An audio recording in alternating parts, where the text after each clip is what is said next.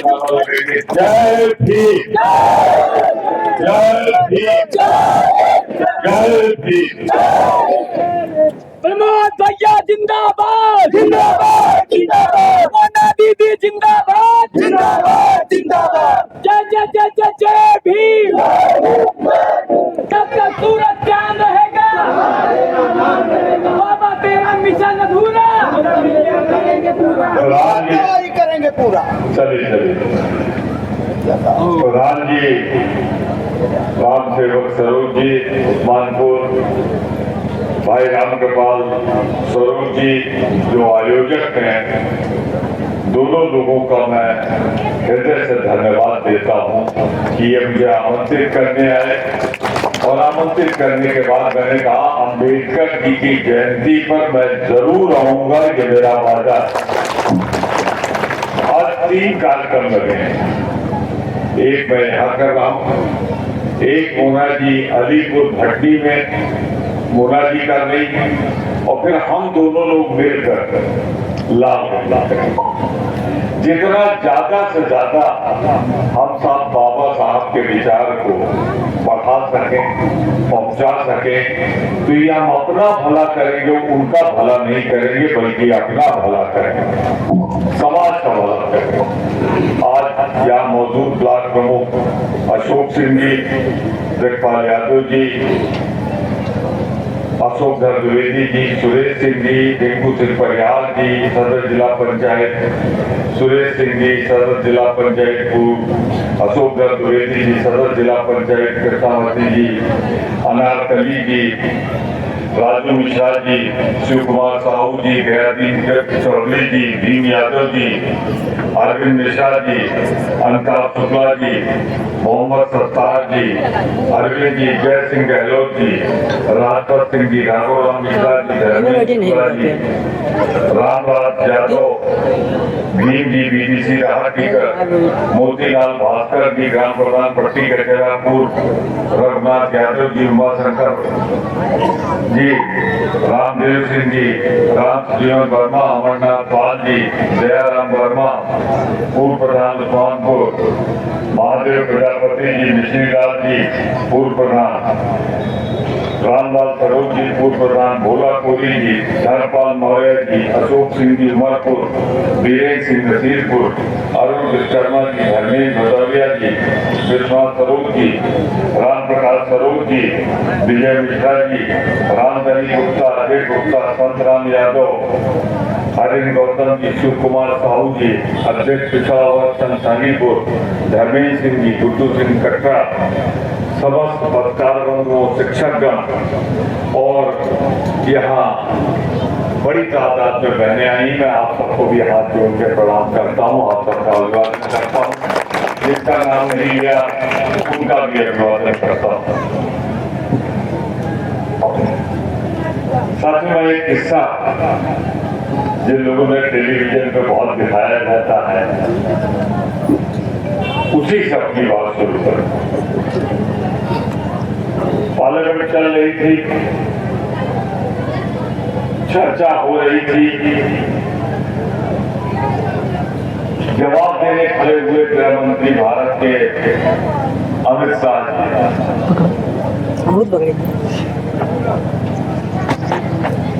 संविधान पे चर्चा की, तो देखिए मन का जो जहर होता है, जो भावना होती वो निकल आती है। पार्लियामेंट में बोले कि जितना अम्बेडकर अम्बेडकर अम्बेडकर अम्बेडकर अम्बेडकर करते हैं, इतना नाम भगवान का लेते तो स्वर्ग होगा। मैंने खड़े होकर कहा, अमित शाह जी,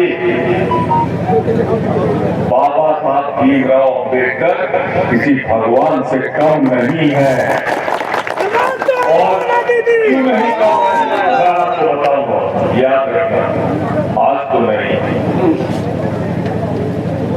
1500 साल बाद धरती के भगवान जी जोड़े जाएंगे, तो उसमें महात्मा गांधी, अम्बेडकर जी, ये सब भगवान की तरह पूजे जाएंगे, भगवान की तरह।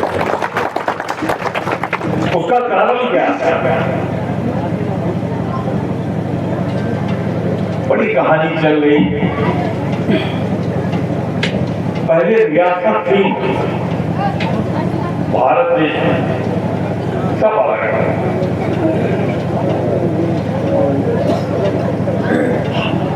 कई 100 साल गुलाम रहे, सब रियासतें शादी पे गुलामी से कम तो नहीं था भाई।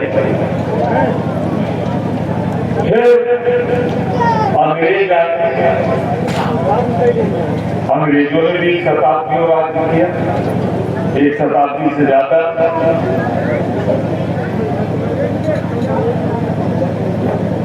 कांग्रेस के नेतृत्व में लड़ाई लड़ी गई और उस समय एक संगठन था आरएसएस, भाजपा तो पहले नहीं हुई थी। इसकी मां वो कहते थे हमें अंग्रेजों की फौज में भर्ती हो जाना, लिख कर दिया। कांग्रेस ने कहा नहीं, हम इनके साथ असहयोग करेंगे जब तक कि हमारे देश को आजाद नहीं करेंगे।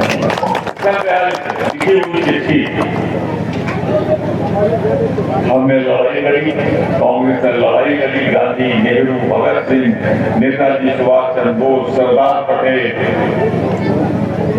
किस किस का नाम मिला। हमारे भी गांव घर में जिससे जो बल सका आपके पूर्वजों ने, हमारे पूर्वजों ने किया, देश आजाद। पर एक चीज मैं कहना चाहता हूं, जब देश आजाद हुआ तो एक बात बताऊंगा, चौंक जाओगे। क्या आपको वोट देने का अधिकार था?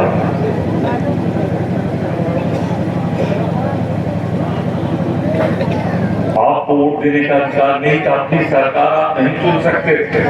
और जो कांग्रेस की पहली सरकार बनी, वो चुनी हुई सरकार आंतरिक कैसी थी मालूम है? प्रतापगढ़ में कई वोटर थे, 4-5 वोटर, 5 लोग वोट करते थे, 6 लोग वोट करते थे। हर जिले में ये हाल है। किसी गरीब के पास वोट डालने का अधिकार नहीं। ये अधिकार किसने दिया? इस संविधान ने दिया, इस संविधान ने। अब आपके हाथ में है, आप अपनी सरकार बना सकते हैं। पहले सरकार के रूप में राजा महाराजा आते थे, वो आप नहीं बना सकते थे, उनको खानदानी बनते थे। और अगर यही अधिकार न मिला होता तो आपको पूछने कोई ना आता, आपको पूछने कोई ना आता। 99% लोग आपके उसी वोट के अधिकार की वजह से आपको हाथ जोड़ते हैं। और ये किसने संविधान बनाया? कांग्रेस की सरकार में कानून मंत्री के रूप में संविधान की समिति जो बनी, बाबा साहब भीमराव अंबेडकर ने कानून बना के हासिल। तो एक आजादी हमको मिली 15 अगस्त 1947 को, अधूरी। और दूसरी आजादी मिली जिस दिन संविधान लागू। अच्छा, अब आप एक चीज सोचो, राजेंद्र प्रसाद कांग्रेस के राष्ट्रपति, जवाहरलाल नेहरू कांग्रेस के प्रधानमंत्री, जिसको चाहते सौंप देते। लेकिन कांग्रेस के प्रधानमंत्री और उनके द्वारा निर्वाचित राष्ट्रपति ने संविधान लिखने का अधिकार तब तो कहा जाता था, नहीं कहा जाता। हरिजन अंबेडकर जी को किया तो अनुसूचित जात है, हरिजन शब्द आप सोचिए कितना बड़ा सम्मान। और उन्होंने जो संविधान बनाया, एक एक लाइन, एक एक शब्द कुछ ना समझ लो, कहते हैं इसमें अरे हरिजनों को बहुत अधिकार दे दिया, अनुसूचित जाति को हम कहते हैं। ये मेरे भाई तुम बहुत एहसान कर रहे हो। सिर्फ अनुसूचित जात को अधिकार नहीं दिया, तुमको भी अधिकार दिया वोट देने का, सबको बराबरी का अधिकार दिया। इसीलिए है आर्टिकल 14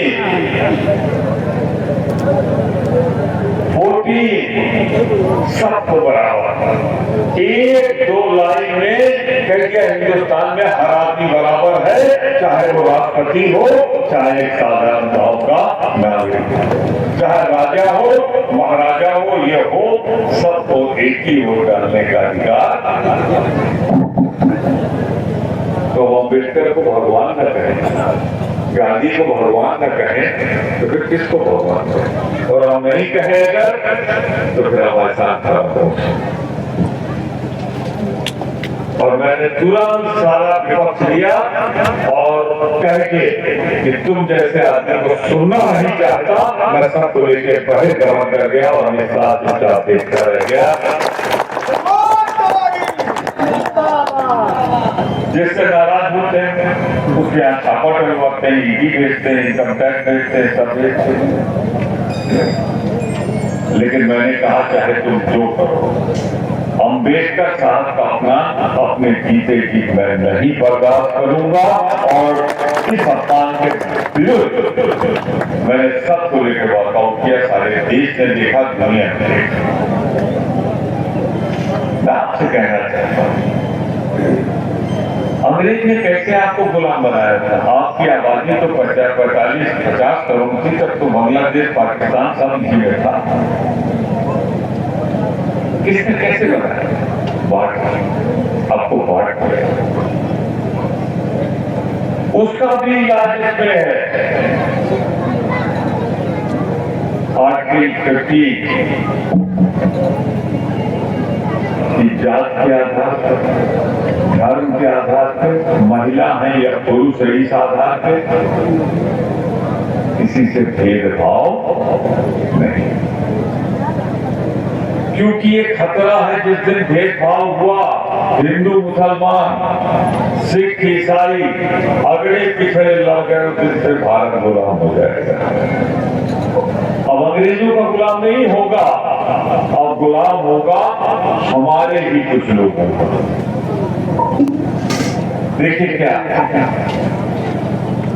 मैं अगर आपसे कहूं जब संविधान बना तो किसने विरोध किया था इसका मालूम है?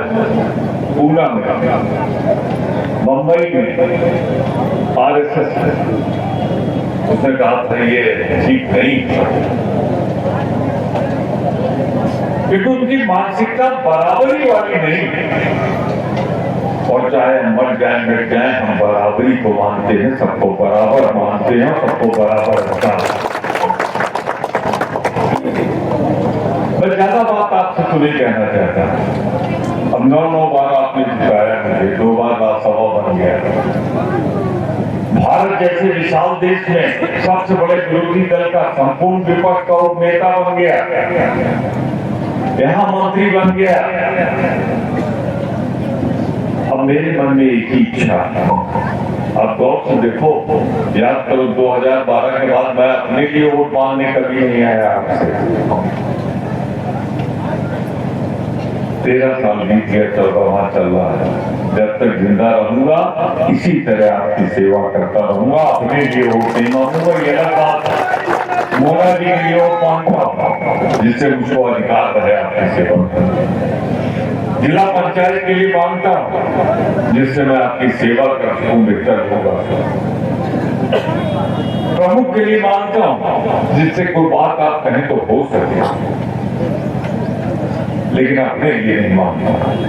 अब मैं अपना जीवन सुन लो, मैं चाहता हूं आज के दिन समर्पित कर रहा हूं अपने आप को। हमारे के लिए जीत जाने से सब कुछ नहीं होगा।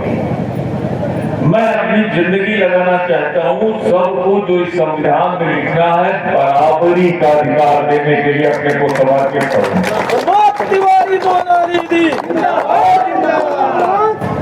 कर दिया 80-90 90% कर दिया।